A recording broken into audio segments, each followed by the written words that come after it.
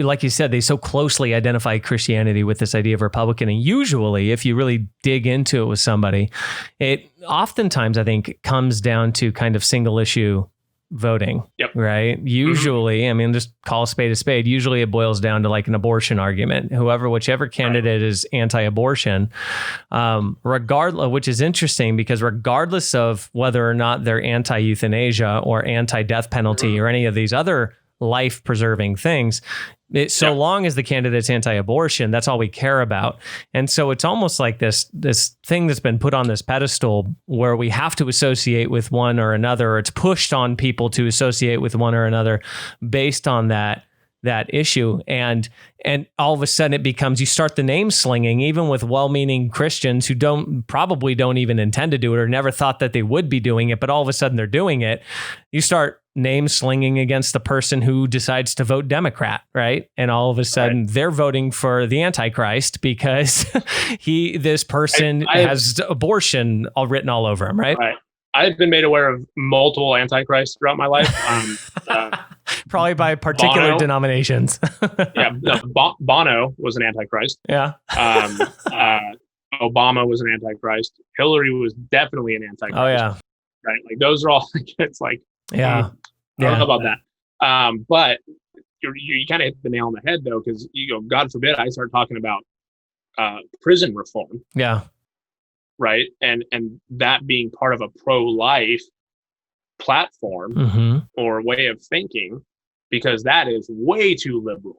Yeah. Right. Don't start talking about criminal justice reform or prison reform or the issues with privatized prisons. Don't talk about those things. We're talking about the killing babies. Yeah. That's what we're talking about. And if you vote for anybody who is for killing babies, you cannot be called a Christian. And I saw that in the 2016 election.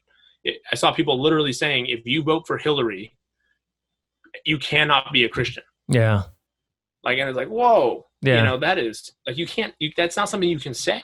Yeah. Because there's so many other nuances to all of these things that come into play, and neither party, the Democrat Party nor the Republican Party, truly represents Christian values. Totally. Like, they don't, I would say, Christian values like consistently too, right? I mean, I think that's the thing. Like if you're pro-life, right?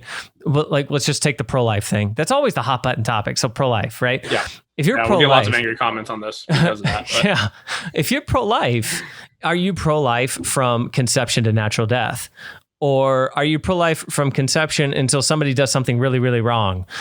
Are you pro-life until somebody's in a vegetative state? Like there's so many nuances to this idea of being pro-life that people don't explore anything beyond the abortion argument, which I think it's important to explore it, because one of the things I've looked at is like the consistency with which somebody applies a particular line of argumentation.